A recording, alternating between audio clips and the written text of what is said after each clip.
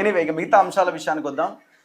మన తేజస్వి సూర్య BJP MP చేసిన వ్యాఖ్యలు మీకు ఎట్లా అనిపించినాయి? తెలంగాణ విభజన భారత్ పాకిస్తాన్ విభజనతో ఆయన పోల్చడం జరిగింది పార్లమెంట్లో. మీరు కూడా తెలంగాణ ఉద్యమకారుడే, తెలంగాణలో రాష్ట్రం కోసం పనిచేసిన వాళ్ళని మీరు రాజకీయంగా ఉండి. ఇప్పుడు దీంట్లో ఎప్పుడంటే బాధాకరం ఏంటంటే తెలంగాణ ఉద్యమంలో ఆ రోజు నేషనల్ పార్టీగా ఉన్న కాంగ్రెస్ పార్టీ అనుకూలంగా వస్తూ ఉంది. బీజేపీకి కూడా దాంట్లో భాగస్వామ్యం ఇవ్వాలా, కేవలం ఒక ప్రాంతీయ పార్టీతోటి తెలంగాణ రాదు, పార్లమెంటులో ఇక్కడ ప్రాంతీయ పార్టీకి 2 సభ్యులు ఉన్నారు కాబట్టి అని చెప్పి ఒక వ్యూహాత్మకంగా ఆ రోజు బై ఎలక్షన్స్ వస్తే భారతీయ జనతా పార్టీ అభ్యర్థిగా నేను రంగంలోకి దిగడం జరిగింది. అది చాలామంది అప్పుడు తెలంగాణ ఉద్యమకారులతోటి అందరితోటి మాట్లాడినాం. జేఏసీ కూడా సపోర్ట్ చేసింది. అంతటా టీఆర్ఎస్కు సపోర్ట్ చేసిన మహబూబ్ నగర్లో బీజేపీ అభ్యర్థికి ఎందుకు సపోర్ట్ చేసింది అంటే బీజేపీకి కూడా స్టేక్ ఇక్కడ కల్పియాలా, ఓట్లన్నీ టీఆర్ఎస్కి వేస్తే కాంగ్రెస్కి వేస్తే వాళ్ళకి ఎందుకు ఇంట్రెస్ట్ ఉంటుంది, ఇది పొలిటికల్ మ్యాచ్ సెట్ కాదు అని చెప్పి వాళ్ళ భాగస్వామ్యం కోసం కూడా ఆ రోజు కలిసి నిర్ణయం తీసుకొని బీజేపీ నుంచి ఎమ్మెల్యేగా గెలిచిన తర్వాత సుష్మా స్వరాజ్ గారు కావచ్చు, రాజ్నాథ్ సింగ్ గారు కావచ్చు, అప్పుడు అధ్యక్షుడు నితిన్ గడ్కరీ గారు కావచ్చు, వారు తెలంగాణ కోసం అనుకూలంగా ఉన్నారు. ఎన్నో ఉద్యమాల్లో వాళ్ళు వచ్చిండ్రు. సుష్మా స్వరాజ్ గారు అయితే ఇక తెలంగాణ అంశం నా పేటెంట్ అన్న రీతిలో సోనియా గాంధీ గారు ఎట్లా అనుకున్నారో సుష్మా స్వరాజ్ గారు కూడా అనుకొని దాన్ని ముందుకు తీసుకుపోయారు. అప్పుడు కూడా ఎప్పుడైతే బిల్లు లోక్సభలో పాస్ అయిపోయిందో రాజ్యసభకు వచ్చే వరకు వెంకయ్యనాయుడు గారి చేతిలో ఉండే రాజ్యసభ. అక్కడ అంటే ఎక్కడ చెప్పలేదు, ఇంటర్నల్గా నడిచింది. కానీ ఇప్పుడు మొదటిసారిగా మేము చెప్తా ఉన్నా 2 సవరణలు పెట్టి లోక్సభకు పంపించాలని చెప్పి కుట్ర జరిగింది. ఓకే, ఎందుకు అంటే ఆ రోజు చంద్రబాబు నాయుడు గారు నరేంద్ర మోడీ గారికి ఆ రోజు దేశవ్యాప్తంగా పెద్ద అలయన్స్ పార్ట్నర్స్ లేకుండే, చంద్రబాబు నాయుడు గారు ఒక్కరే సముఖంగా ఉండే కాబట్టి ఆయన కండిషన్స్ పెట్టిండ్రు. ఏమని అంటే మీరు తెలంగాణ కాకుంటే మీకు 42 సీట్లు ఉంటాయి, మీకు 17 కావాలన్నా 25 కావాలన్నా అని చెప్పి ఒక ఒత్తిడిలో వారు తటస్థంగా ఉన్నారు. పాపం నరేంద్ర మోడీ గారు ప్రో తెలంగాణ అయినా రేపు ఆయన ప్రైమ్ మినిస్టర్ క్యాండిడేట్ కాబట్టి అప్పటికి ఈ ఇష్యూలా అప్పుడున్న కొంతమంది నాయకులు వ్యతిరేకంగా ఉండి తెలంగాణ రావడానికి ఇష్టం లేకుండా బీజేపీలో ఉన్న కొంతమంది నాయకులకు, వారు ఎవరో మీ అందరికి కూడా తెలుసు. అటువంటి సందర్భంలో కూడా మనం ఆ రోజు బయటికి రావడము, వెంకయ్యనాయుడు గారి మీద విమర్శ చేయడము, మళ్ళీ అంత యాక్టివ్ కావడం, నన్ను సస్పెండ్ చేయడానికి ముందుకు రావడం, నేను కూడా రిజైన్ చేస్తా తప్ప మీరు తెలంగాణ ఇవ్వకుంటే ఇబ్బంది అవుతుందంటే మళ్ళీ కిషన్ రెడ్డి గారు వచ్చి దీక్ష చేయడం, ఇవన్నీ చాలా నాటకీయ పరిణామాలు జరిగితే ఆ రోజు రాజ్యసభలో బిల్లు పాస్ అయ్యి. అంటే మొదటి నుంచి కూడా ఒక section of people Bharatiya Janata పార్టీలో తెలంగాణకు వ్యతిరేకంగా ఉన్నారు. ఎందుకున్నారో మాకైతే అర్థం కాదు.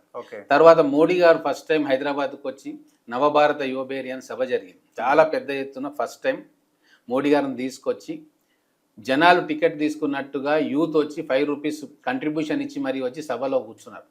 అటువంటి దగ్గర మరి ఎవరు ఇన్ఫ్లుయెన్స్ చేసి స్పీచ్ రాసి ఇచ్చిర్రో మోడీ గారు తల్లిని చంపి బిడ్డను బయటికి తీసిండ్రు అని ఒక మాట మాట్లాడి మీకు గుర్తుందో లేదు. దాంతో ఈ అధికారంలోకి రావాల్సినంత సత్తా ఉండి తెలంగాణ ప్రజల సింపతిని కూడా కొట్టుకున్న భారతీయ జనతా పార్టీ ఇమ్మీడియట్గా పడిపోయింది. అంటే మోడీ గారు వచ్చి ఒక్క మాట అనడంతో తర్వాత టీడీపీ తోటి పొత్తు పెట్టుకోవడంతో ఇది తెలంగాణకు ఆల్టర్నేటివ్ పార్టీ కాజాలదు అని చెప్పి తెలంగాణ ప్రజలు నిర్ణయించుకున్నారు. ఓన్లీ అర్బన్లో టీడీపీ ఇన్ఫ్లుయెన్స్ తోటి గెలిచిన 5 సీట్లు తప్ప 30-40 సీట్లు రావాల్సిన తెలంగాణలో భారతీయ జనతా పార్టీ మొత్తం కూడా 1 సీటు కూడా గెలవని పరిస్థితి. సో ఈ ఫస్ట్ నుంచి కూడా అడ్వైజర్స్ కావచ్చు లేదా పార్టీలో ఉన్న కొంతమంది ముఖ్య వ్యక్తులు తెలంగాణ పట్ల ఒక సౌత్ తల్లి ప్రేమ అంటారా లేకపోతే ఒక కోపంతో కూడిందా తెలియదు. అంటే ఇప్పుడు ప్రధానమంత్రి 2-3 టైమ్స్ మాట్లాడండి సేమ్ పార్లమెంట్ లో కూడా పార్లమెంట్ లో. మొన్న అమిత్ షా గద్దర్ గురించి మరీ రాసుకొని మరీ ఆ అంశాన్ని ప్రస్తావించండి. ఇక్కడనేమో గద్దర్ని భుజాలకెత్తుకొని జనం మాట్లాడతారు. సో అంటే ఆ స్టేట్మెంట్ ఇవ్వాల్సిన అవసరం కూడా లేదు. పొలిటికల్ ఇది మనకి ఎక్కడో దగ్గర డ్యామేజ్ అవుతుందన్న ఆలోచన కూడా వాళ్ళకి లేదు.